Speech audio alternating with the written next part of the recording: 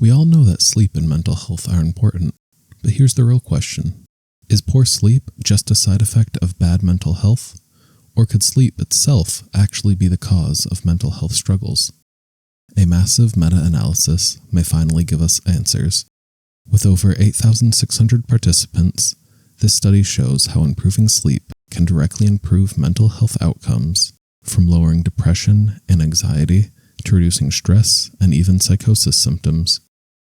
Welcome to Research Reflections, where I unpack health and science studies so you can understand the evidence without getting lost in the data. Today, we're looking at a major meta-analysis on sleep and mental health that could reshape how we think about treating both. This 2021 study is titled Improving Sleep Quality Leads to Better Mental Health, a meta-analysis of randomized controlled trials. This paper looked at 65 randomized controlled trials, 72 interventions, and 8,608 participants. Instead of just assuming sleep is something that suffers when mental health gets worse, the researchers asked, what if improving sleep could actually improve mental health too? The analysis found consistent benefits when sleep improved, better composite mental health, and improvements in depression, anxiety, rumination, stress, and psychosis symptoms. They even found evidence of a dose-response relationship. The bigger the improvements in sleep, the bigger the improvements in mental health. Does sleep affect mental health? Across the general population, sleep problems are widespread. Based on a review of several hundred epidemiological studies, a third of the population experiences symptoms of insomnia. Between 4 and 26% experience excessive sleepiness, and obstructive sleep apnea affects 2 to 4% of people. At the same time, mental health problems are rising worldwide, including depression, anxiety, and stress-related disorders. Both poor sleep and poor mental health are recognized as global health challenges, and while it's been long accepted that mental health problems disrupt sleep, this study specifically set out to test the reverse. Can improving sleep improve mental health? Previous research shows a close link. People with insomnia are at a much higher risk of mental health conditions. Most studies have focused on insomnia and its link to depression and anxiety, but poor sleep has also been associated with stress, eating disorders, and psychosis symptoms. In fact, nearly every sleep disorder, insomnia, sleep apnea, nightmares, circadian rhythm disruptions, tends to show up more often in people with mental health problems. The challenge is proving causality.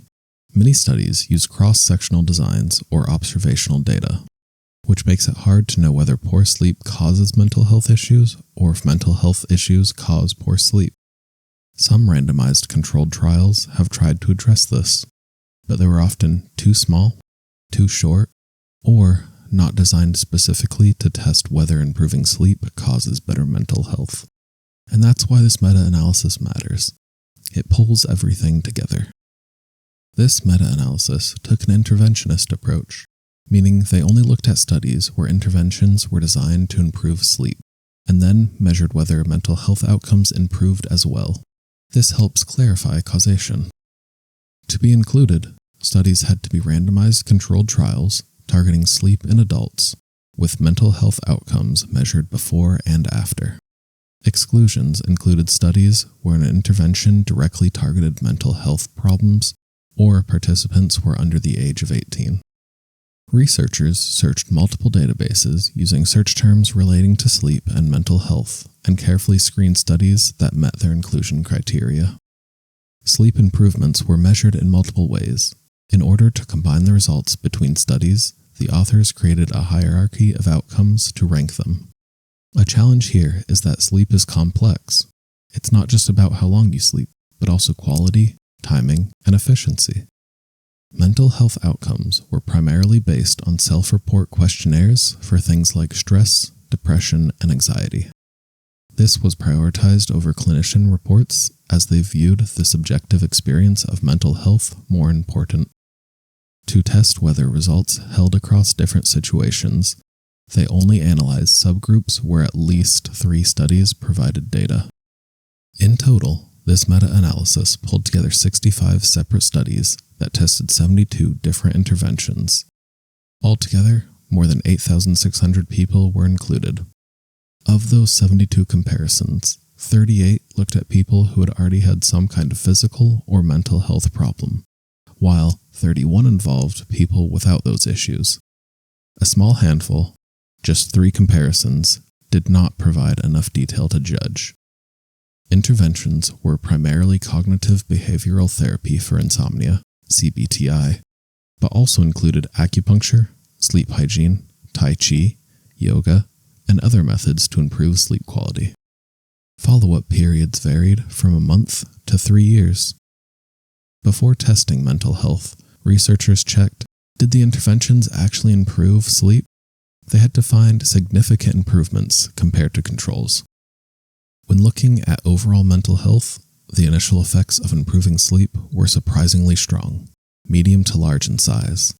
But once the researchers removed some statistical outliers, the results settled down to a small to medium effect, but still significant. For depression, the findings were clear. Across 61 comparisons, people who improved their sleep saw meaningful improvements in their depressive symptoms. Anxiety also improved, though the effect was a little smaller, falling in the small to medium range across 35 comparisons. Stress showed a similar pattern, with small to medium benefits reported across 6 comparisons. The picture was more mixed for other outcomes. Psychosis-related symptoms, like unusual thoughts or perceptions, showed small but positive improvements, although the data came from only a handful of studies.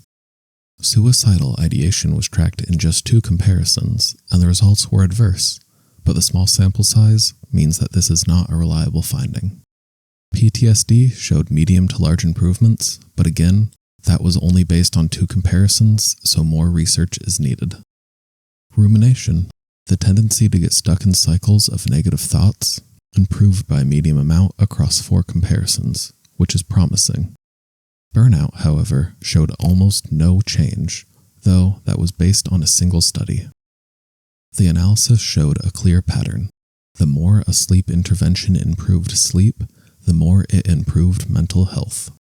Interestingly, studies with shorter follow-up periods tended to show stronger effects, which makes sense because over time people often stop sticking with the program or other life factors get in the way. Another important factor was how the intervention was delivered. When participants met face-to-face with a clinician, the effects were significantly stronger than when people tried to follow the program on their own, likely because accountability boosts adherence. Finally, the size of the effect varied across countries, which could reflect differences in sample size or cultural factors that influence how people respond to sleep-focused treatments. Since some cognitive behavioral therapy for insomnia protocols also target mental health processes like worry or rumination, the researchers checked whether improvements in mental health were solely due to improvements in sleep. They concluded that mental health benefits were indeed linked to improved sleep itself, not just therapy overlap. Overall, the authors found improving sleep causally improves mental health. They caution it's too early to draw firm conclusions in areas with limited data, like suicidal ideation, PTSD, and burnout, but the dose-response relationship is strong evidence: better sleep, better mental health. They also noted that although there was evidence of publication bias within the studies, the results were reliable. These findings suggest that targeting sleep can improve mental health across many populations, whether or not people have pre-existing physical or mental health conditions. This is important for healthcare, since improving sleep also improves other health outcomes like physical functioning and quality of life. Benefits appeared across a wide range of populations and experiences, so sleep interventions could be widely promoted in healthcare systems. Some of the strengths of this paper included high-quality meta-analysis and a large number of trials and participants. And just like any study, it had its limitations. Few studies contained long-term data. Some mental health outcomes had very limited data. And due to available data, the majority of studies were based on CBTI interventions. Ideally, the interventions would be more varied. So what can we take away from this information? Improving sleep improves mental health outcomes across the board, particularly depression, anxiety, stress, psychosis, and rumination. While more research is needed for other outcomes like PTSD or burnout, the evidence strongly supports sleep as a causal factor in mental health. What would the authors like to see in the future? More long-term studies, better study design to reduce risk of bias, more studies that clarify mechanisms linking sleep and mental health, future trials to measure emotion regulation because that may be key to how sleep impacts mental health. They also note how little progress has been made in training healthcare providers to recognize and treat sleep problems, despite mounting evidence, and covering more aspects of mental health, not just depression and anxiety. This meta-analysis makes it clear. Sleep isn't just a byproduct of mental health. It's a driver of it, and sleep therapies should be considered by healthcare professionals. That's it for this episode of Research Reflections. What do you think? Could improving sleep be one of the most overlooked treatments for mental health? Drop your thoughts in the comments.